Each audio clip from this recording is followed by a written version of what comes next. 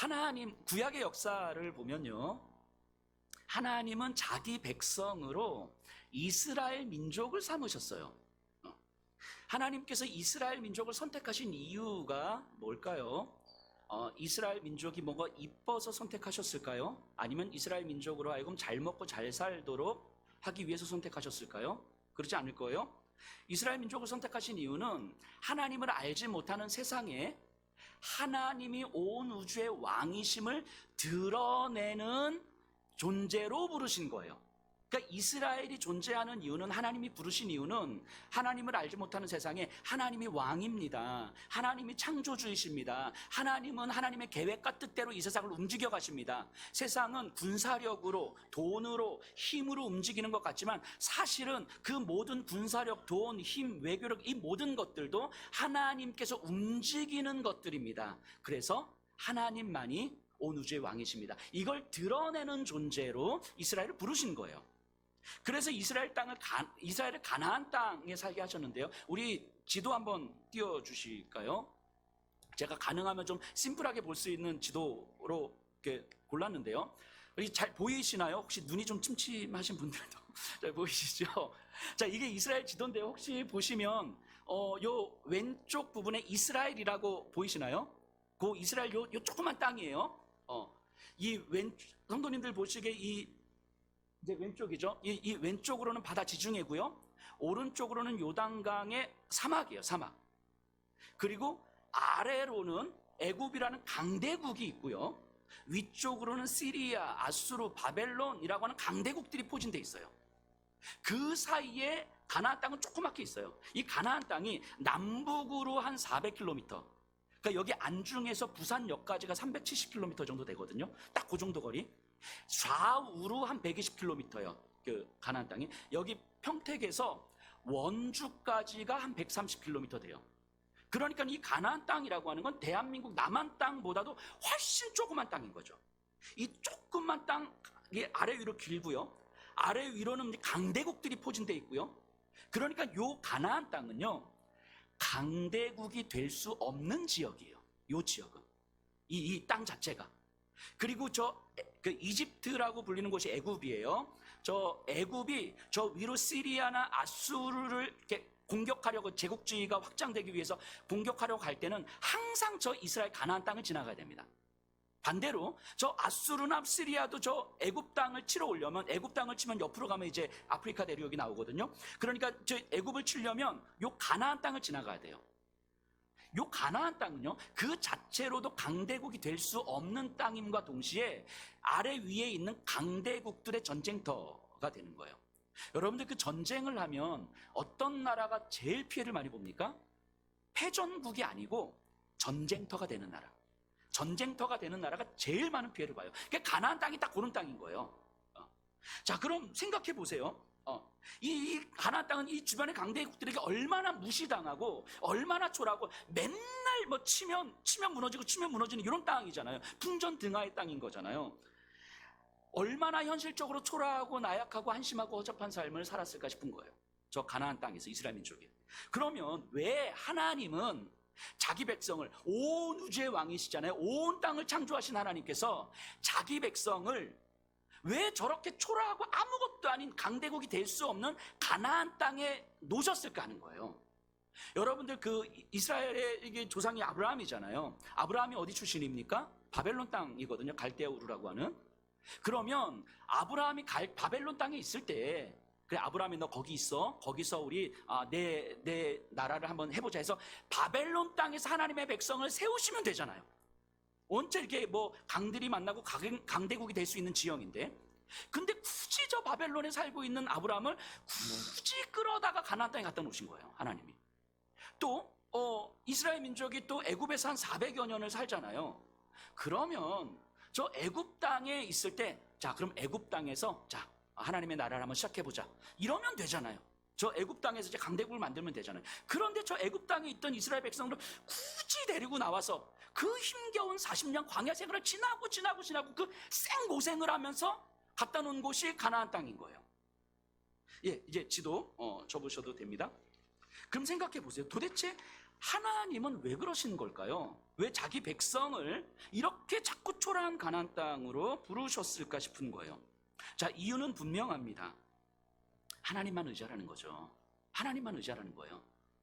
내 나라, 하나님의 백성, 하나님의 나라는 이 땅에서 너희들의 나라가 이 땅에 존속할 수 있도록 하기 위해서 돈, 군사력, 외교력으로 너희들의 나라를 지키는 것이 아니라 이 온 땅을 창조하고 온 세상이 힘을 내 뜻대로 움직이시는 여호와 하나님이 너희를 지키는 거야. 그러니까 너희는 돈을 의지하거나 군사력을 의지하는 것이 아니라 여호와 하나님을 의지하면 된다. 이거 말씀하신 거예요. 그리고 너희들은 그것을 믿는다면, 그 사실을 믿는다면, 강대국들 사이에서 군사력으로 막 공격해 들어오는 강대국들 사이에서 군사력으로 맞서는 것이 아니라 우리를 지키실 분이 여호와 하나님이시고, 하나님이 우리를 지키시면 바벨론이 쳐들어와도, 애굽이 쳐들어와도 우리를 건들 수 없어 라는 믿음으로 한번 서 있어 보라는 거예요. 그러면 어떻게 군사력도 없는 이스라엘이 강대국 애굽을 이길 수 있는지, 아수르를, 바벨론을 이길 수 있는지 너희들 경험하게 될 것이다. 이거 말씀해 주시는 거죠. 그래서 현실적으로 내가 의지할 수 있는 것들을 없도록 만드신 다음에 하나님이 너희를 지키시면 너희들 돈 없어도, 군사력 없어도 너희들 충분히 강대국들 사이에서 살 수 있어. 하지만 너희들이 돈 많고 군사력이 많아도 너희들이 나를 의지하지 않으면 순간 무너지는 거야. 이거 말씀해 주시는 거죠. 그러니까 이 이스라엘에게는 돈과 군사력과 외교력이 필요한 것이 아니라 하나님을 의지하여 말씀에 순종하는 믿음이 필요한 거예요. 이스라엘 민족에게는 그 믿음을 요청하시는 거예요. 그리고 순종을 요청하시는 거예요. 그러니까 구약의 역사를 보면요, 하나님을 의지한 이스라엘을요 실제로 누구도 건드리지 못했습니다. 아수르가 어마어마한 군사력을 가지고 침입해 들어오고 이스라엘은 그냥 무너질 수밖에 없어요. 바람 불면 무너질 수밖에 없는 그런 상황에서 아수르를 이기잖아요. 이런 일들이 어떻게 가능할까 싶은 거예요. 세상이 볼 때는 이스라엘은 절대로 아수르를 이길 수가 없는데 이긴 거예요. 그러니까 어떻게 생각이 되는 거예요? 아, 이건 이스라엘이 이긴 게 아니라 이스라엘을 지키시는 하나님께서 하시는 일이구나. 이게 하나님의 살아계심을 증명해가는 거예요. 이게 이스라엘이 이 땅에 존재하는 이유예요. 그래서 이스라엘 민족을 요 가나안 땅에 놓으신 거예요. 세상은 힘에 의해 움직이는 것 같지만 사실은 하나님의 계획과 뜻에 따라서 움직인다는 사실을 드러낼 수 있는 존재가 하나님의 백성인 거죠. 그게 이스라엘이에요. 현실적으로는 매우 초라해 보이거든요. 초라한 현실이지만 결코 초라하지 않을 수 있는 이유는 저들이 하나님을 의지할 수 있었기 때문입니다. 근데 시간이 지나면서 어떻게 돼요? 이스라엘이 점점 현실의 힘을 필요로 하죠. 돈을 필요로 하고 군사력을 필요로 하고, 그래서 그것들로, 그 힘들로 이스라엘 나라를 지키려고 했어요. 그래서 결국 어떻게 됐습니까? 멸망당했죠. 바벨론에 의해서 멸망당합니다. 나를 지켜줄 거라고 믿었던 그 힘들 때문에 이스라엘은 멸망당해요. 바벨론에 의해서. 세상이 볼 때는 바벨론이 강대국이니까, 이스라엘은 약소국이니까 이 강한 나라가 약소국을 이긴 거구나, 멸망시킨 거구나 라고 역사는 보는 거거든요. 하지만 성경은 그게 아니라고 이야기하는 거예요. 바벨론이 강해서 이긴 것이 아니라 하나님의 백성 이스라엘이 하나님을 멀리했기 때문에, 하나님을 믿지 못했기 때문에, 하나님으로 자신의 존재를 설명할 수 없었기 때문에 하나님은 바벨론의 군사력을 이용하셔서 자기 백성을 징계하신 거라고 말씀하시는 거예요. 그러니까 바벨론의 힘이 이스라엘을 무너뜨린 게 아니라 하나님으로부터 멀어진 이스라엘을 향한 하나님의 징계였다는 거예요. 결국 바벨론의 힘조차도 하나님의 계획과 뜻 가운데 움직여 가시는 거죠. 그러니까 뭐 힘이, 돈이 필요 없다는 의미가 아니라 우리의 삶의 초점이 돈과 힘에 있어야 되는가 아니면 어디에 있어야 되는가에 대한 이야기를 하고 있는 거죠. 그래서 힘이 없어도 결코 초라하지 않음을 믿을 수 있는 그 믿음, 이 믿음이 하나님의 백성에게 허락된 은혜라는 것을 알려주시는 거예요. 이게 성경의 이야기인 거죠. 이런 이스라엘의 이야기는 우리가 지금 계속 함께 공부하고 있는 사도행전에서도 고스란히 이어집니다. 자, 사도행전은요, 그리스도인들을 통해서 하나님의 일하심이 증명되는 이야기잖아요. 자, 사도행전에서 등장하는 그리스도인들 한번 생각해 보세요. 한없이 초라한 자들 아닙니까? 사람들이 공격하면 속수무책으로 받을 수밖에 없고, 그게 힘드니까 도망치기에 급급했던 사람들이잖아요. 가진 것도 없고 힘도 없고 세상에서 무시당하고 손가락질 받고 완전히 초라하고 허접한 존재들 아닙니까, 이 그리스도인들이? 그런데 그런 그리스도인들을 통해서 세상에 어떤 변화들이 일어나는 거예요. 세상에 어떤 일들이 벌어지고 있는 거예요. 이걸 세상이 볼 때, 아, 저들은 아무 힘도 없는데 어떻게 저런 일들이 일어나지? 어떤 저런 변화들이 일어나지? 하면서, 아, 저들이 믿는 예수가 진짜 하나님의 아들이겠구나. 저들이 믿는 하나님이 진짜 지금 일하고 계시는구나. 이걸 보게 되는 거예요. 초라한 저들이지만 저들을 통해서 하나님의 일하심은 여전히 증명되고 있는 거죠. 그래서 현실적으로는 매우 초라해 보이지만 사실 저들이 초라하지 않을 수 있는 이유는 하나님의 믿는 믿음 안에 있기 때문인 거죠. 오늘 우리가 읽은 본문 또한 사울에게 일어난 변화를 통해서 하나님의 일하심이 증명되는 이야기예요. 자, 우리 5주 전에 나눴던 이야기이지만 선명하게 기억하실 거라고 믿고요. 자, 사울이라는 사람은 사울 사람 이름이에요. 자, 예수를 믿는 사람들을 잡기 위해서 다메섹으로 가던 중에, 다메섹이라는 곳, 예루살렘에서 다메섹으로 가던 중에 부활하신 예수님을 만난 거예요. 그래, 눈이 멀고 어쩔 줄 몰라 하는데 사람들에게 이끌려서 다메섹의 유다라는 사람의 집에 머물러 있습니다. 근데 그때 예수님께서 아나니아라고 하는 신자를 보내셔서 사울에게 안수하게 하고 성령 충만을 기도해요. 자, 우리 18절에서 20절 다시 한번 제가 읽어볼게요. 아나니아가 안수하고 난 다음에 일어난 일입니다. 즉시 사울의 눈에서 비늘 같은 것이 벗어져 다시 보게 된지라. 일어나 세례를 받고 음식을 먹음에 강건하여지니라. 사울이 다메섹에 있는 제자들과 함께 며칠 있을새 즉시로 각 회당에서 예수가 하나님의 아들이심을 전파하니. 자, 아나니아가 기도하자 사울의 눈에서 비늘 같은 것이 벗어졌어요. 이 비늘이라는 거는 이 땅콩 껍질 같은 거예요. 그러니까 껍질로 둘러싸여져 있다가 이 껍질이 깨졌다, 벗어졌다, 뭐 이런 의미거든요. 그러니까 이제까지 경험할 수 없었던, 볼 수 없었던 것을 새롭게 보게 됐다, 뭐 이런 의미예요. 그래서 비늘 같은 것이 벗어져 다시 보게 된지라. 이 말은 눈이 멀었다가 다시 보게 됐다라는 의미도 있지만 그 이상의 의미가 있는 거죠. 그러니까 세상과 자신을 새롭게 보기 시작한 거예요. 이제까지 땅콩 껍질 안에 갇혀서 이게 전부인 것처럼 살아가다가 이게 깨지면서 완전히 다른 세상이 있다는 사실을 알게 된 거예요. 쉽게 말하면 하나님을 새롭게 보게 된 거죠. 예수를 새롭게 보게 된 거죠. 그래서 세상을 새롭게 보게 된 거예요. 그래서 그 이후 사울은 강건해졌고 다메섹의 그리스도인들과 함께 공동체 생활을 하고요.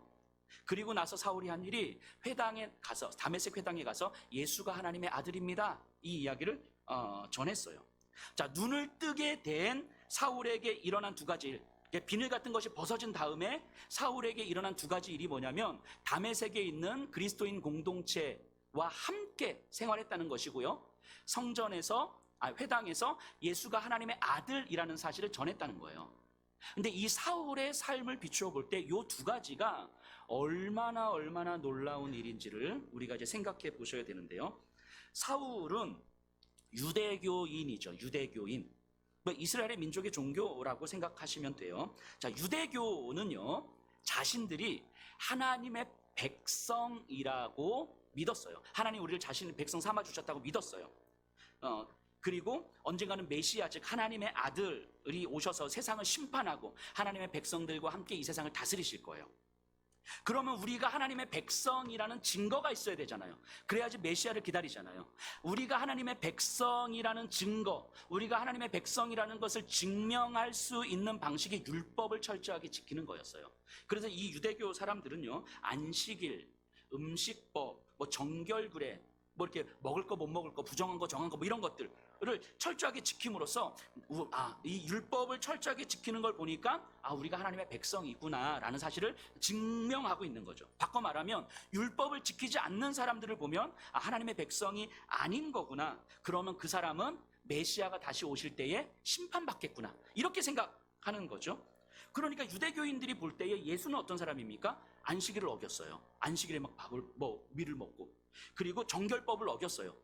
막 손도 안 씻고 막 밥 먹고 막. 그리고 죄인들과 함께 식사하면서 율법을 어지럽힌 거예요. 그런데 자기가 하나님의 아들이라고 가르쳐요. 그러니까 유대교인들이 볼 때는 저거는 분명히 하나님이 진노할 수밖에 없는 상황인 거예요. 지금 저 예수를 보면. 근데 결국 예수가 어떻게 됐습니까? 십자가에서 죽었잖아요. 그러니까 유대교인들이 볼 때는 어떻게 바뀌었습니까? 아, 하나님의 진노를 받아 죽었구나. 마땅한 죽음이구나. 하나님 저런 사람들을 가만히 놔둘 수가 없지. 뭐 이런 거죠. 그렇게 예수의 삶은요, 거짓 선지자의 삶으로 끝났습니다. 하나님의 진노를 받아 죽은 삶으로 끝났어요. 그런데 어느 순간부터 예수를 따르던 유대인들 사이에서 이상한 소문이 돌기 시작합니다. 예수가 다시 살아났다는 거죠. 그의 제자들에게 예수님이 나타나셨다는 것이고, 예수가 진짜 하나님의 아들 메시아구나, 이런 이야기들이 막 돌기 시작하는 거예요. 그리고 실제로 많은 유대교에 있던 사람들이 예수가 하나님의 아들이라고 고백하기 시작하고 예수 공동체로 가기 시작하는 거예요. 자, 사울의 입장에서, 유대교인들의 입장에서 한번 생각해 보세요. 이런 현상을 지금 어떻게 바라봐야 됩니까? 지금 저 예수의 무리들은 이 유대교를 흐트러뜨리는 이단의 무리인 거죠. 자기 조상들 생각해 보세요. 바벨론에 무너졌던 자기 조상들은 여호와 하나님을 의지하고 섬겨야 되는데 다른 신들을 쫓아갔기 때문에 멸망당했잖아요. 하나님의 진노받아서. 그럼 지금 이 유대교인들이 예수를 따라가는 걸 보면 저건 분명히 하나님의 저주받은 자인데, 절대 메시아일 수가 없는데 저들에게 가는 거, 유대교 사람들이 이거 이러다가 우리 이스라엘 민족을 하나님께서 진노하시겠다 싶은 거죠. 이해가 되시죠? 사울의 입장에서 보면 이 민족을 하나님 진노하시겠다 싶은 거예요. 그럼 이 민족을 지키기 위해서는 어떻게 해야 돼요? 이 이스라엘 민족을 지키기 위해서는 저 예수를 따르는 무리들을 철저하게 색출해서 잡아 죽여야 되는 거죠. 그래서 스데반이 죽은 거잖아요. 스데반의 죽음은 우리에게는 순교이지만 이 사울과 유대교인들의 입장에서 보면 이스라엘 민족을 지키기 위한 열심인 거죠. 이 민족을 지키고 이 종교를 지키고 우리가 하나님의 백성이라는 사실을 증명해내는 방식이었던 거예요. 그리고 지금 사울은 저 다메섹에 있는 그리스도인들까지, 그러니까 예루살렘에서 그리스도인들을 막 잡고 하다 보니까 이 자기 남편이 잡혀가고 가족이 잡혀가고 자녀가 잡혀가고 동료 친구들이 잡혀가자 여기 있는 그리스도인들이 도망간 거예요. 박해를 해서 도망간 거예요. 어디로 갔냐면 다메섹, 뭐 여기저기로 갔겠죠. 이 사울은 그 다메섹으로 도망간 그리스도인들을, 유대교 그리스도인, 유대교인이었다가 그리스도인이 된 사람들을 잡으러 가는 중이었어요. 지금 이 사울은. 그러는 와중에 이제 앞서 말씀드린 이 사건이 일어난 거죠. 부활하신 예수님을 만난 사건이 일어난 거죠. 사울은요, 율법에 대한 자기들의 열심으로 유대교를 지킬 수 있다고 생각했어요. 그리고 지켜야 한다고 생각했어요. 유대교는 내가 지킨다는 거죠. 이스라엘 민족은 내가 지키는 거죠. 나와 같은 사람들만 있으면 유대교는 무너지지 않는 거예요. 하나님은 나와 같은 사람들을 필요로 하시는 거죠. 이 나라가, 이 민족이 거룩해지기 위해서, 하나님의 백성으로 남아있기 위해서 나 같은 사람이 필요한 거죠. 이게 사울의 생각이었어요. 그런 사울에게 부활하신 예수님이 나타나셨잖아요. 그리고 사울의 눈에서 비늘 같은 것이 벗어졌어요. 이 땅콩 껍질이 깨진 거예요. 자, 그러자 일어난 변화가 있어요. 21, 22. 듣는 사람들이 다 놀라 말하되 이 사람이 예루살렘에서 이 이름을 부르는 사람을 멸하려던 자가 아니냐. 여기 온 것도 그들을 결박하여 대제사장들에게 끌어가고자 함이 아니냐 하더라. 사울은 힘을 더 얻어 예수를 그리스도라 증언하여 다메섹에 사는 유대인들을 당혹하게 하니라. 예수가 그리스도의 하나님의 아들입니다. 십자가에 저주받아 죽은 유대교를 흐트러뜨리는 이 민족을 향한 하나님의 진노를 자아내게 하는 저 예수가 어느 순간 사울의 입에서 하나님의 아들입니다. 저가 메시아가 맞습니다. 라고 이야기한 거예요. 그러자 유대교에 속한 사람들이 놀란 거죠. 이 놀란 이유가 당연하죠. 자기들에게도 받아들일 수 없고, 사울은 자기들의 앞에 서 있던 사람들인데 오히려 사울의 입에서 예수가 그리스도라고 이야기하니까, 그러니까 유대교인들이 지금 당황한 거예요. 그런 사람들 앞에서 예수가 그리스도요 하나님의 아들입니다라는 사실을 증언했다, 이렇게 이야기해요. 여기서 증언했다는 얘기는 증명했다는 거거든요. 그러니까 사울이 예수님이 하나님의 아들이라는 사실을 증명했다는 건데, 이게 그냥 단회적 사건이 아니라 계속해서 증명해 갔다, 이런 의미예요. 그러니까 증명하고 또 증명하고 또 증명한 거죠. 그러면 생각해 보세요. 사울은 어떻게 예수가 하나님의 아들이라는 사실을 증명했을까 싶은 거예요. 자, 일단 여기까지가 본문의 내용이에요. 우리가 내용을 파악한 거고요. 그럼 이제부터는 이 내용이 갖고 있는 의미를 우리가 이제 생각해 봐야 되는 거잖아요. 사울은 어떤 방식으로 예수가 하나님의 아들이라는 사실을 증명했을까? 이제 좀 고민을 해봐야 되는데요. 먼저 우리가 생각해 볼 것은 사울을 받아준 다메섹 그리스도인들을 한번 생각해 보세요. 사울이 다메섹 그리스도인들과 함께 있었다고 했잖아요. 그러니까 공동체 안에 함께 먹고 함께 마시고 함께 자고 함께 이야기 나눴다는 거잖아요. 근데 이 다메섹 그리스도인들이 어떤 사람들입니까? 사울이 그리스도인들을 잡아서 가두고 죽이고 할 때 그들의 아내요, 그들의 남편이요, 그들의 친구요, 그들의 동료였어요. 그러니까 이 그리스도인들에게 사울은 어떤 사람이에요? 원수죠, 원수. 자기 남편을 잡아 죽인 자, 자기 동료 친구들을 잡아 죽인 자, 원수와 같은 사람이잖아요. 그 사울을 피해서 도망친 사람들인 거잖아요. 근데 그 사람들이 자기를 받아준 거예요. 자기를 원수처럼 여기는 저 그리스도인들이 자기를 형제로 받아준 거예요. 나와 함께 먹고 나와 함께 마시고 나와 함께 자고 나와 함께 이야기를 나누는 거예요. 사울 입장에서 생각해 보면요, 이제까지 자신이 옳다고 믿었던 것들, 그것 때문에 스데반이 죽었고 그것 때문에 지금 내 눈앞에 있는 사람들의 가족들이 죽었단 말이에요. 그리고 그것이 자기에게는 옳다고 믿었고 그 삶이 당당했어요. 자기 안에서. 저들은 죽어 마땅한 사람들이니까. 그런데 부활하신 예수님을 만난 후에 보니까 자기의 삶이 얼마나 말도 안 되는 일이었는지를 깨닫게 된 거예요. 정말 전혀 얼토당토하는, 내가 어떻게 피조물이 하나님의 존재를 증명할 수 있다고 생각했을까? 내가 어떻게 유대교를 지킬 수 있다고 생각했을까? 내가 어떻게 이 민족을 지킬 수 있다고 생각했을까? 적어도 하나님이 어떤 분이신지도 제대로 몰랐던 내가, 하나님의 아들을 내가 이단의 괴수라고 손가락질했던 내가 하나님을 증명한다고 생각했고 그것 때문에 많은 사람들을 죽인 거예요. 잡은 거예요. 근데 나로 인해서 피해를 받은 사람들이 내 눈앞에 있는데 내가 얼마나 얼토당토하는 일들을 했는지가 이제 깨달아진 거죠. 그런 사울이 이 사람들 앞에서 어떤 마음이었을까? 그 사람, 나를 받아준 이 그리스도인들 앞에서 사울은 어떤 마음이었을까 싶은 거예요. 자기 자신이 얼마나 한심하고 초라하고 허접하게 여겨졌을까 싶은 거예요. 이 그리스도인들과 같이 먹고 마실 때 얼굴이나 제대로 쳐다봤을까 싶어요. 눈이나 제대로 쳐다봤을까요? 내가 저 사람이 남편을 잡았는데 나를 피해서 도망간 저 사람이 나를 형제라고 안아주고 같이 밥 먹고 마시고 이야기 나는데 그 사람들과 정말 이야기라도 말이라도 제대로 나눌 수 있었을까요? 그 마음이 들었을까요? 자기 자신이 얼마나 초라했을까? 얼마나 한심했을까? 얼마나 막 가슴 치면서 이 정말 등신 같은 게 한번 이랬을까 싶은 거죠. 사울이요. 도대체 이제까지 나는 뭘 하면서 살아온 거지? 이제까지 난 도대체 뭔 짓을 한 거지 내가? 이 사람들 앞에서 내가 어떻게 얼굴을 들고 살아가지? 한없이 초라하고 허접한 자신에 대한 자괴감이 들지 않았을까요? 하나님을 증명하려고 했던 이제까지의 열심, 내가 할 수 있는 최대치의 능력으로 하나님을 증명하고 내 존재를 증명하려고 했던 사울, 결국 자신이 얼마나 능력이 있는지, 자신이 얼마나 하나님을 잘 믿는 사람인지 사울 자신이 증명하려고 했던 삶이잖아요. 근데 그런 삶이 얼마나 허무한지를 이제 알게 된 거예요. 허무했던 삶을 통해서 수많은 사람들이 피 흘리며 죽어갔다는 사실도 알게 된 거예요. 그의 유가족들이 지금 내 눈앞에 있다는 사실도 보게 되는 거예요. 내가 얼마나 나쁜 놈이었는지, 내가 얼마나 나쁜 삶을 살았는지. 그리고 결국 깨달은 건 뭡니까? 하나님을 증명하기 위해서 내가 할 수 있는 것은 아무것도 없는 거구나. 이걸 깨달은 거죠. 자신은 사실 아무것도 아닌 존재, 원래 정말 하찮은 존재일 수밖에 없는데 마치 내가 하찮은 존재가 아니라고 생각했기 때문에 자신을 증명했던 거잖아요. 근데 사실은 내가 원래 하찮은 존재일 수밖에 없구나. 이거 깨달은 거예요. 아무것도 아닌 내가 하나님의 아들을 감히 이단이라 욕했는데 이런 나를 찾아오셔서 구원해 주신 예수님의 사랑을 경험할 때 내 자신이 얼마나 초라하고 얼마나 허접하고 얼마나 하찮게 보였을까 싶은 거죠. 그러자 다메섹의 그리스도인들이, 자기를 받아준 그리스도인들이 다시 보이기 시작하는 거예요. 이들 어떤 사람이었어요? 아까도 말씀드렸지만 얼마나 초라한 사람들입니까?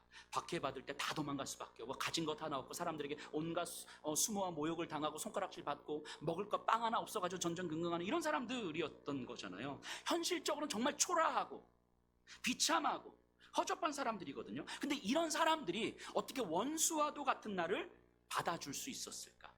나를 어떻게 사랑한다고 이야기할 수 있을까? 나와 어떻게 같이 밥을 먹을 수 있을까? 나와 어떻게 같이 마실 수 있을까? 마치 예수님이 나를 사랑하시는 것처럼 이들도 나를 사랑하고 있는 거잖아요. 왜 그랬을까요? 사울은 깨달은 거예요. 이들도 나처럼, 사울 자신처럼 자신을 찾아오신 예수님을 똑같이 경험했던 거죠. 자기들이 아무것도 아닌 존재, 세상에서 정말 하찮은 존재인데 이런 자신을 찾아와 주신 예수님을 경험한 거예요. 그리고 예수님께서 우리를 통해서, 자신들을 통해서 하실 일이 있으시다고, 이 세상에서 예수께서 하실 일이 있으시다고 우리를 부르셨구나, 이걸 깨달은 거예요. 나는 비록 허접하고, 나는 비록 하찮고, 나는 비록 초라하고, 나는 비록 이 억울함과 분노에 휩싸여 있는 것 같지만 주님이 나를 부르셔서 주님의 일이 있다고, 그 일 함께 하자고 나를 부르신 거구나. 어쩌면 그 일 중에 하나가 사울을 받아들이는 것일 수도 있죠. 다메섹 그리스도인들에게 예수께서 이 일을 하시는구나. 그래서 사울이 좋아서가 아니라, 과거의 일들이 다 잊혀져서가 아니라, 예수께서 하시는 일이 내 인생에 가장 큰 의미가 있다고 믿었기 때문에 사울을 공동체로 받아들인 거 아니었을까요? 현실의 나를 보면 결코 소망이 없는데, 정말 허접해서 이 고통스러운데, 내 안에 계신 예수님을 보면 내 인생에 소망이 있는 거예요. 예수님께서 하시는 일에 동참하게 된 내 인생이기 때문에 허접한 자신을 인정하면서도 충분히 당당하게 살아가는 거예요. 이게 다메섹의 그리스도인들이죠. 그래서 원수와도 같은 사울을 받아들인 거 아니겠습니까? 사울은요, 다메섹에 있는 그리스도인들을 보면서 예수께서 하시는 일을 경험하는 거예요. 지금 이 사울의 마음, 자신의 어떤 한심하고 초라함과 허접함을 계속 자괴감을 갖고 있는데, 저들을 통해서, 저 그리스도인들을 통해서 예수께서 하시는 일이 무엇인지를 지금 자기가 경험하고 있는 거예요. 이것이 사울에게 비늘 같은 것이 벗어지는 일인 거죠. 그리고 이후로는 그럼 어떻게 됩니까? 저들과 같은 삶을 이제는 내가 살아가야 되는구나. 저들이 나를 받아들일 때 그냥 받아들였겠습니까? 죽음보다 더한 아픔 아니었을까요? 내 아내와 내 남편을 잡아가던 저들을 내 형제로 받아들일 때 마음이 편했겠습니까? 눈물을 머금고 가슴 찢어져가는 그 아픔을 참아내면서, 그럼에도 불구하고 예수로 내 자신을 설명하려고 하기 때문에 받아들인 거잖아요. 저 끊어지는, 가슴이 끊어질 것 같은 그 아픔, 이제는 내 인생을 통해서 저 삶이 내 인생이겠구나, 이거 받아들인 거예요. 이후에 사울은요, 전도 여행을 다니면서요, 고린도서에서 고백하잖아요. 40에 하나 감한 매를 3번이나 맞았고요, 배가 파선해서 죽을 뻔하기도 했고요, 감옥에 갇혀서 온갖 수모를 당했고요, 자신이 가르쳤던 성도들에게 배신을 당하고 손가락질을 당하기도 했고요, 돌에 맞아 죽을 뻔한 일도 있었는데 자신에게 돌을 던진 사람들에게 다시 가서 예수님을 전하기도 했어요. 이런 자신의 초라함과 한심한 모습들을 마주칠 때마다 사울은 누구로 생각했을까요? 다메섹의 그리스도인들을 생각했겠죠. 나를 받아준 다메섹의 그리스도인들. 그런 상황 속에서 사울은요, 이 현실에 자신의 초라함들을 계속 봤을 거예요. 현실에선 초라하지만 예수 안에서 결코 초라하지 않았던 성도들을 생각했을 거예요. 하나님의 백성으로 살아가고 있는 그 성도들. 그 자신이 끊임없이 무너져요. 그런 현실, 고난의 현실 앞에서 내가 정말 나를 배신한 사람들을 만날 때마다 주체할 수 없는 분노를 보면서 나는 여전히 똑같이 변화되지 않는 인생이구나 하면서 자기 자신에 대해서 실망할 때에도, 이 배신하는 제자들, 용서할 수 없는 사람들 앞에서 어쩔 줄 몰라 하는 자신을 마주하면서도 여전히 도망치고 싶고, 여전히 나도 화내고 싶고, 여전히 타협하고 싶은 이 자신을 마주하면서 얼마나 자기에 대해서 실망했겠습니까? 이런 자신의 실망스러움, 자신의 초라함, 자신의 허접함을 보면서도 예수께서 나를 부르셨고, 예수께서 지금 나와 함께 일하시고, 예수께서 하실 일이 있으시다고 지금 나에게 말씀하시는구나, 이거를 계속 믿은 거예요. 사울의 평생에 비늘 같은 것이 벗어지는 경험이 계속 일어나는 거죠. 이때만 9장에서만 일어나는 것이 아니라 사울 남은 평생에 계속해서 비늘 같은 것이 계속 벗어지는 거예요. 비늘 같은 것이 벗어질 때마다 내 자신이 얼마나 초라한 존재인지를 확인하게 되는 거죠. 비늘 같은 것이 벗어지면 내가 얼마나 허접하고 얼마나 한심한 존재인지를, 그럼에도 불구하고 예수께서 나를 통하여서 하시는 일이 있기에 내가 결코 초라하지 않음을 또 고백하게 되는 거예요. 여러분들, 사울은요, 어쩌면 자신의 열심으로 하나님을 증명하려 했던 사울은, 엄밀하게 말하면요, 자신이 허접한 존재가 아니라는 것을 증명해 갔던 것 같아요. 나는 하나님을 잘 믿는 사람이야 라는 것을 증명하는 것은 결국 나는 그렇게 초라한 사람 아니야, 나는 그렇게 허접한 사람 아니야, 자기 자신을 증명하는 삶이었던 거죠. 나는 하나님을 잘 믿고, 그런 세상은 나를 인정해주고 있고, 하나님은 나에게 이런 물질과 축복과 권력도 주셨어 라고 스스로 생각하는 건, 어쩌면 하나님을 증명해 간다는 미명 아래 자기 존재를 증명해 가는 거죠. 내가 생각보다 그렇게 허접한 존재 아니야, 나는 이렇게 초라한 존재 아니야 라는 사실을 내가 증명해 가는 거죠. 그런데 그런 모든 삶이 아무 의미 없었다는 것을 깨닫게 된 거잖아요. 내가 하나님을 증명하고 내가 내 존재를 증명하는 것이 아니라 하나님이 내 존재를 증명해 가시는 거구나. 내가 하나님을 증명해 가는 게 아니라 내가 내 존재를 증명하는 것이 아니라 내가 괜찮은 사람이라는 것을, 내가 힘 있는 사람이라는 것을, 내가 그렇게 무시당할 만한 사람 아니야 라는 것을 증명해 가는 것이 아니라 하나님이 나를 증명하시는 거구나. 그래서 내가 하찮은 존재여도 괜찮은 거구나. 내가 초라해도 괜찮은 거구나. 하나님이 나를 증명해 주시면, 하나님이 나를 통해 일하시면 괜찮은 거구나. 사울은 이거 깨달은 거죠. 이것이 비늘이 벗겨지는 과정이죠. 비늘이 벗겨지는 거죠. 내가 나를 바라보는 시선에서 하나님으로 나를 바라보는 시선으로 벗겨져 가는 과정인 거죠. 그래서 비늘이 벗어지는 일은 일평생 계속되는 거예요. 어쩌면 우리가 이 사울의 모습을 통해서 본 이 사울의 이제까지의 삶이 이 시대의 우리들의 삶은 혹시 아닙니까? 우리도요, 뭐 저를 포함해서 우리도 우리 자신이, 제가 여목사가 사실은 그렇게 허접한 목사 아니라는 것을 끊임없이 증명하려고 애쓰고 살아가는 것은 아닐까요? 내가 그렇게 초라하고 한심하고 무능력한 목사가 아니라는 것을 증명하기 위해서 이렇게 애쓰면서 살아가는 거 아닐까? 이렇게 에너지를 쓰면서 살아가는 거 아닐까? 그래서 사람들이 나를 그래도 좀 괜찮은 목사라고 바라볼 수 있도록 하기 위해서 나의 열심과 노력과 능력으로 내 존재를 증명하려고 하는 거죠. 혹시 여러분들은 어떻습니까? 여러분들의 존재가, 여러분들의 삶이 생각보다 그렇게 허접하지 않다는 것을 증명하는 삶을 살고 있는 것은 혹시 아닙니까? 그렇다 보니까 누군가 나를 조금만 무시하는 것 같고, 누군가 조금만 나를 허접하게 보면 참을 수 없는 분노가 일어나는 거죠. 왜요? 나는 그렇게 허접한 존재가 아니거든. 네가 뭘 안다고 나에 대해서 그렇게 이야기해. 나는 네가 생각하는 것처럼 그런 사람이 아니야. 뭐 이런 생각들이 우리 안에 불일듯 일어나는 거죠. 그리고 우리는 내가 세상에서 무시당하지 않기 위해서 온 힘을 다해서 살아가는 것은 아닐까요? 그래서 돈으로, 자녀의 대학과 성공으로, 심지어는 교회 안에서도 나는 내 믿음에 있어서 그렇게 허접한 존재 아니야. 나는 그래도 믿음 괜찮은 사람이야. 내 믿음이 괜찮다는 사실을 우리는 애써 증명하려고 하는 거죠. 그러면 그럴수록 우리의 삶에 뭐가 남습니까? 여전히 해결되지 않는 불안과 두려움인 거죠. 여전히 사라지지 않는 근심과 염려인 거죠.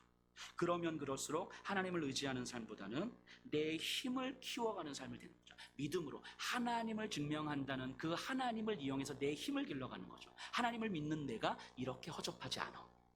하나님을 믿는 내가 이렇게 초라하지 않아. 이 정도 괜찮아.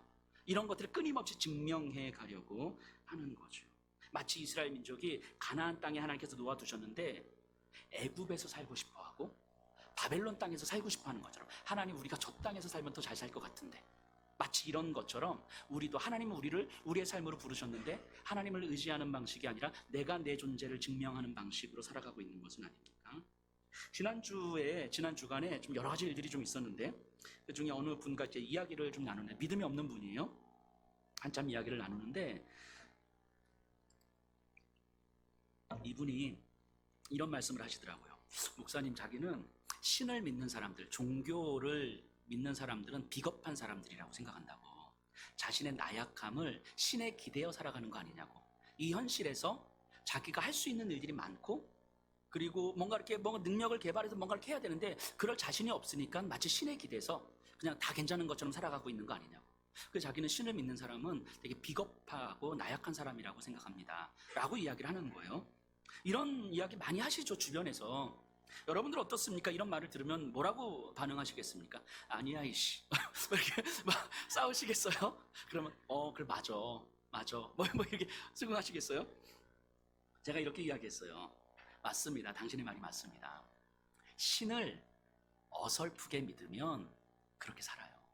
신을 어설프게 믿으면 그렇게 그냥 나약하게 사는 거예요. 하지만 신을 제대로 믿으면 이 현실의 초라함 앞에서도 우리가 얼마나 당당해질 수 있는지를 경험할 수 있습니다. 적어도 여목사인 내가 믿는 하나님은 온 땅을 창조하신 분이시고 온 세상의 모든 힘을 하나님의 계획과 뜻 가운데 움직여 가시는 분이시고, 하나님의 계획 가운데서, 하나님의 뜻 가운데서 벗어나는 일은 단 하나도 없다는 사실을 나는 믿습니다. 그리고 그 하나님이 나를 자녀 삼아 주셨고 하나님이 내 인생을 지키고 보호하신다는 사실을 나는 믿습니다. 이게 내 믿음이에요. 그러니까 나는 이 돈이 책임져 가는 인생이 아니라 하나님이 내 인생을 책임진다는 사실을 믿습니다. 그래서 내 인생은 돈을 향하여서 찾아가는 내 삶의 방향과 초점이 거기에 맞춰져 있는, 사람들의 인정, 성공에 맞춰져 있는 것이 아니라 하나님이 나를 통해서 뭘 하길 원하시지? 비록 내가 돈이 없어도 하나님 나를 책임질 것이고, 내가 뭐 사회적으로 성공하지 못해도 하나님 나를 지키고 보호하실 것이고, 그렇다면 나는 내가 내 힘을 추구하는 삶이 아니라 나를 지키실 하나님께서 뭘 하길 원하시지를 분별하고 그 하나님의 일하심 앞에 내 삶을 드릴 수 있다면 나는 거기서 충분히 하나님 안에서 풍성하게 살아갈 수 있습니다. 그래서 내가 비록 가진 것은 없지만 하나님 앞에서, 세상 앞에서 충분히 당당하게 살아갑니다. 나의 돈이 많고 적음이 내 인생을 결정하지 않습니다. 돈이 필요 없다는 것이 아니라, 돈이 없어도 된다가 아니라 돈이 많다고 어깨에 힘들어가지 않는다는 거예요. 내 인생의 초점이 거기에 맞춰져 있지 않다는 거죠. 그래서 위축되지 않습니다. 이게 내가 믿는 믿음입니다. 그래서 하나님을 믿는다는, 신을 제대로 믿으면 세상 앞에서 당당해지는 거예요. 오히려 당당해진다고. 그러면서 이 삼각김밥, 이 지역의 청소년 아이들한테 삼각김밥 나누는 이야기를 했어요. 저희가 매주 금요일마다 이 늘푸른 공원에 가서 금요일 밤 10시에 이 삼각김밥이라 이제 음료수 가지고 가서 이제 청소년 아이들을 만나잖아요. 이제 제가 안식월 가는 이 한 달 동안 잠깐 쉬었었는데요. 요 이야기를 좀 했거든요. 한 5개월 전쯤이었을까요? 4, 5개월 됐겠죠? 이 지역에 있는 청소년들을 어쨌든 만나야 될 것 같고, 이 아이들에게 그래도 뭔가 어른들, 너희들을 생각하는 어른들이 있다는 사실을 알려주고 싶고, 그리고 이 아이들과 어떤 소통하는 장들을 만들고 싶었던 거예요. 그래서 밤마다, 금요일 밤마다 고정된 시간, 고정된 장소에 나가서 이 아이들을 만나야 되겠다. 그게 삼각김밥이란 이 음료수를 가지고 가기로 했단 말이에요. 근데 이게 한 주에 대략 한 7만 원 정도 들어가요. 그 한 달이면 한 30여만 원 들어가는 거잖아요. 이게 뭐 제 개인 재정으로 제가 하는 거니까. 근데 이제 계산을 한 거죠. 이거를 한 달, 2달까지는 그래도 가능하겠다. 근데 이거를 이왕 시작하면 그래도 한 2년, 3년은 가야 될 텐데, 최소한. 이걸 내가 계속 감당할 수 있을까? 내 형편에? 근데 고민을 하고 있었고, 이게 해야 될 것 같은데 할까 말까 고민하고 있었는데, 예전에 한번 말씀드렸던 것처럼 제 옛날 친구한테 전화가 온 거예요. 이 친구는 교회를 안 다니는 친구예요. 근데 이제 전화가 와서 뭐라고 하냐면, 회사에서 보너스가 나왔대요. 그래서 너 뭐 사역하는데 써 하면서 100만 원을 보내주는 거예요. 이거 하나님께서 하라고 하시는 건가 보다. 그리고 바로 시작한 거예요. 그리고 이렇게 여러분들이 또 후원을 해주셔가지고 한 5개월 정도로 이제 왔죠, 계속해서. 그리고 이제 딱 그게 떨어질 쯤에 제가 이제 안식월을 간 거예요. 지난주부터 다시 시작했어요. 다시 시작했는데, 금요일 날 왔는데, 이제 월요일 날쯤 돼서 이제 이번 주 다시 해야 되겠다. 왜냐하면 이건 하나님 앞에 또 약속한 거고, 이 지역의 청소년들하고 약속한 거잖아요. 그래서 해야 되겠다. 이게 오해하지 말고 들으셔야 돼요. 제 통장을 이렇게 열어서 확인을 했죠. 24,000원이 있는 거예요. 24,000원. 이게 한 7만 원 정도 들어가야 되거든요. 24,000원. 그러니까 이제 그 이번 주 금요일 해야 되나? 말아야 되나? 이거 계속 어떻게 이렇게 가지? 이런 생각이 든 거예요.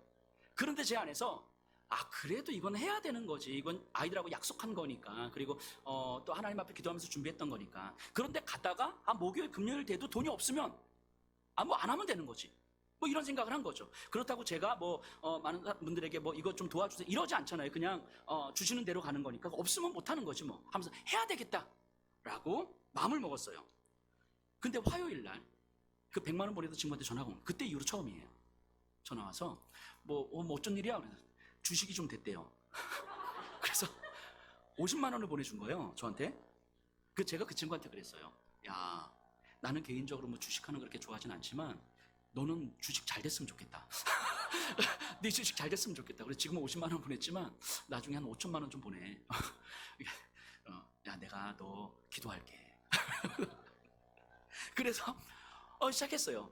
자, 이 이야기를 제가 이렇게 지난주 수요일 날 만난 건데, 이 월요일, 화요일 있었던 일이잖아요. 이렇게 수요일 날 그분을 만나면서 이야기하다가 이 이야기를 하면서 제가 뭐라고 이야기했냐면, 당신이 보기에는 이 일들이 우연의 일치처럼 보일 수 있지만 나한테는 나를 지키시고 나와 함께 하시는 하나님께서 하시는 일이라고 믿어진다고. 이게 이 일뿐만이 아니라 내 인생에서 이런 일들이 계속 반복해서 일어난다고. 내가 가진 돈은 없지만 사실은 내가 하고 있는 일들이, 개인적으로 하고 있는 일들이 아마 당신이 생활하며 살아가는 재정보다 훨씬 더 많을 거라고. 돈이 많아서가 아니라고. 그럼 없으면 못하는 거지만 그것을 하나님께서 기뻐하시는 일인가? 하나님께서 나를 통해서 하시는 일인가? 그렇게 한 걸음 내딛고 또 두 걸음 내딛었을 때 하나님께서 어떻게 이 일을 진행하시는지를 경험하게 되는 거라고. 그래서 내 통장에 잔고가 별로 없어도 내가 위축되지 않는다고, 초라하다고 느껴지지 않는다고. 왜냐하면 나를 통해서 하실 그 하나님의 일을 믿기 때문이라고. 그래서 안 채워주시면 하나님 여기까지 하라고 하시나 보다, 안 하면 되는 거라고. 뭐 이런 이야기를 좀 했어요. 그래서 물어봤어요. 내 통장에 나이 50에 이 내 통장에 24,000원 찍혀 있다고 내가 초라해 보이시냐고. 아니요. 현실에 있는 돈을 중심으로 하는 나를 보면 분명히 초라한 건 맞아요. 분명히 한심해 보이고 분명히 허접해 보이는 건 맞지만 하나님 안에 있는 나를 보면 결코 초라하지 않습니다. 그런데 저에게는 하나님 안에 있는 나를 볼 수 있는 믿음을 하나님이 주신 거예요. 그 믿음이 없었으면 저는 분명히 초라한 존재였을 거거든요. 근데 그 믿음을 주신 거예요.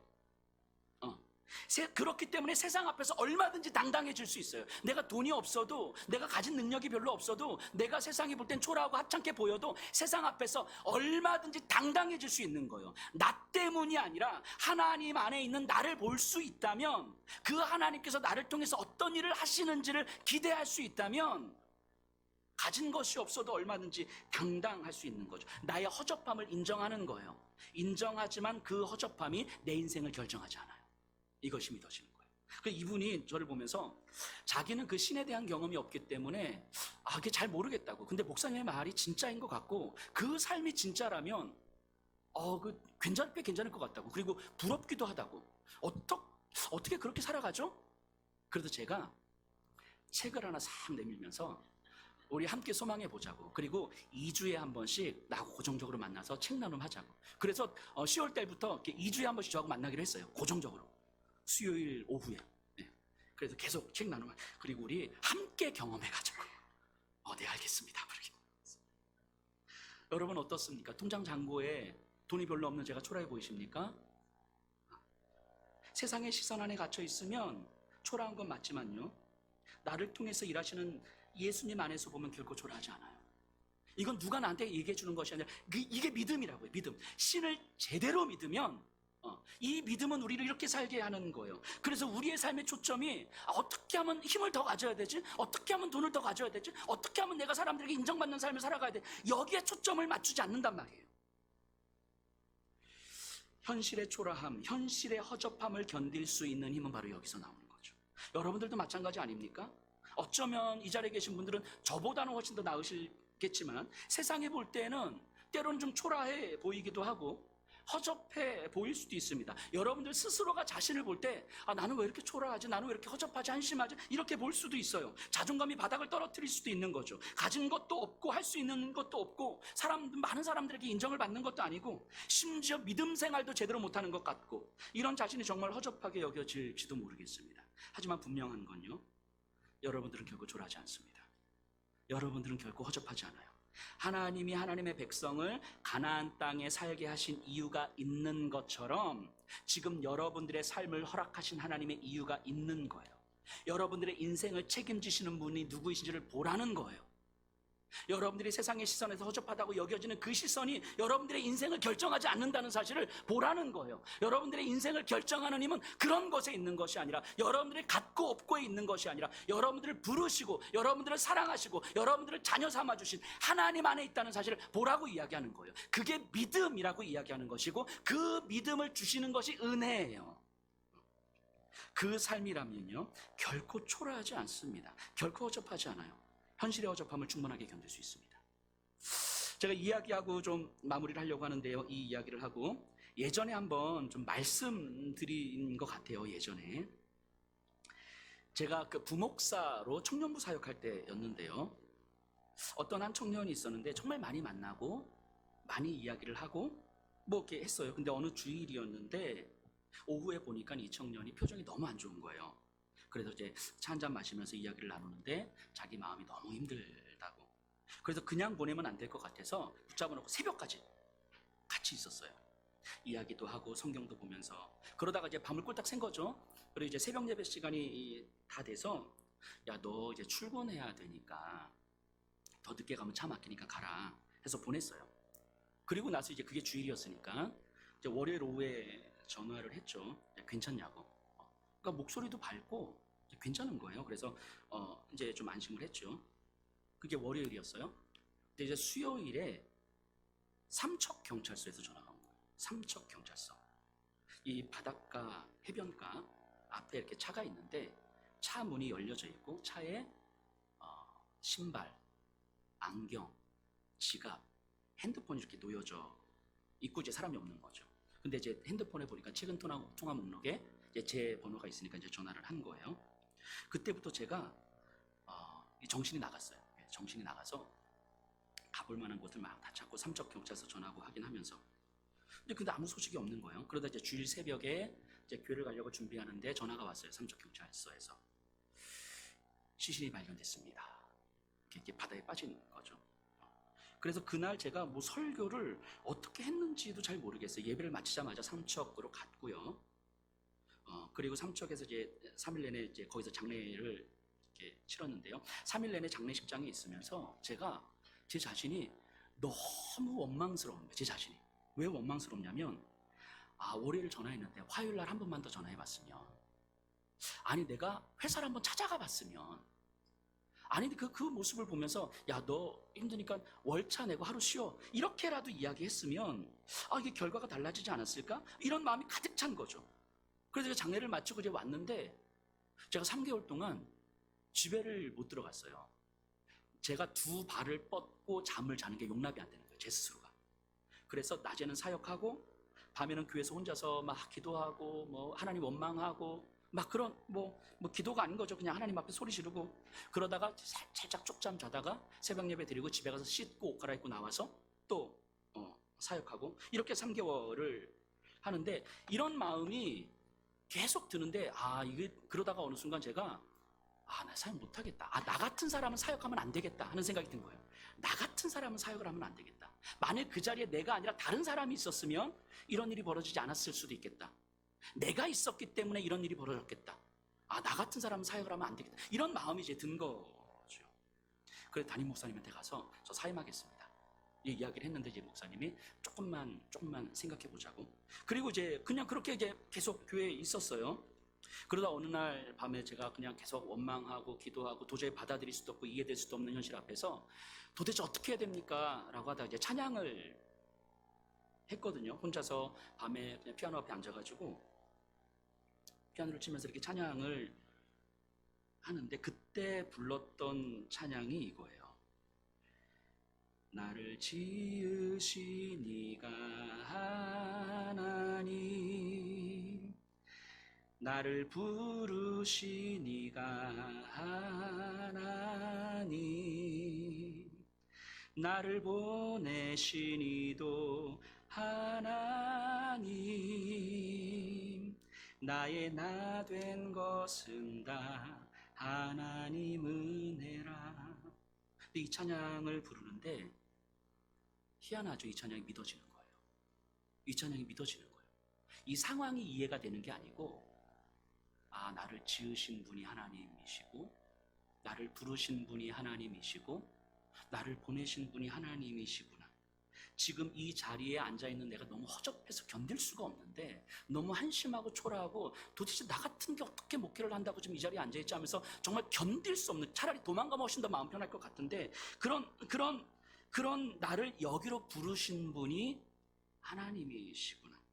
지금 이 상황이 이해가 되지도 않고 받아들여지지도 않고 원망도 가득한데 그래도 하나님께는 이유가 있겠구나. 이게 믿어지는 거예요. 물론 지금도 이해가 되지 않고요. 또 제가 경험했던 수많은 일들도 이해되지 않는 일들이 너무도 많았어요. 하지만 그 이후에 제 삶과 목회 가운데서 이 생각을 계속했던 것 같아요. 하나님 안에 이유가 있음을 믿는 것.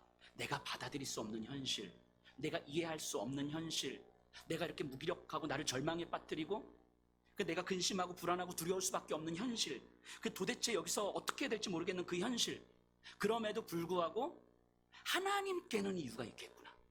하나님께는 이유가 있으셔서 하나님은 나를 여기로 부르시고 하나님은 여기로 나를 보내신 거겠구나.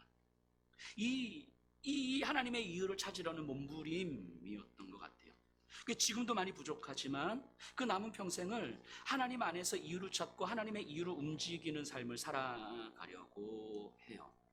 그래서 제 초라함과 제 허접함을 끊임없이 바라보게 되는 거죠. 아, 내가 이렇게 허접할 수밖에 없는 존재구나. 그런데 내 능력과 내 힘으로 내가 이 자리에 있는 것이 아니라, 아, 나를 지으신 분이 하나님이시고 나를 부르신 분이 하나님이시고 그 하나님 때문에 내가 이 자리에 있는 거겠구나. 그럼 나는 이 자리에서 나를 부르신 하나님의 이유를 찾아가야 되는 거겠구나. 여러분들도 그렇지 않습니까? 이해가 되지 않는 현실, 한없이 초라하고 허접해 보이는 현실, 견딜 수 없는 현실이 우리를 짓누르고요. 그래서 무너지고요. 그래서 도망치고 싶고, 그래서 욕망의 길을 선택하기도 하죠. 근데 분명한 것은요, 여러분들을 지으신 분이 하나님이시라는 거예요. 우리를 부르신 분이 하나님이시라는 거예요. 근데 이게 믿어져요. 이게 믿어져. 하나님 안에는요, 여러분들의 삶의 모든 이유가 분명히 있는 거예요. 때론 내가 이해가 되지 않는데 하나님의 이유가 분명히 있더라는 거죠. 이게 믿어지기 때문에 내 인생이 상황을 해결해가는 방식이 아니라 하나님의 이유를 알아가는 방식이 내 삶의 초점이 맞춰지는 거죠. 여러분들을 향한 하나님의 최선이 하나님께 있는 거예요.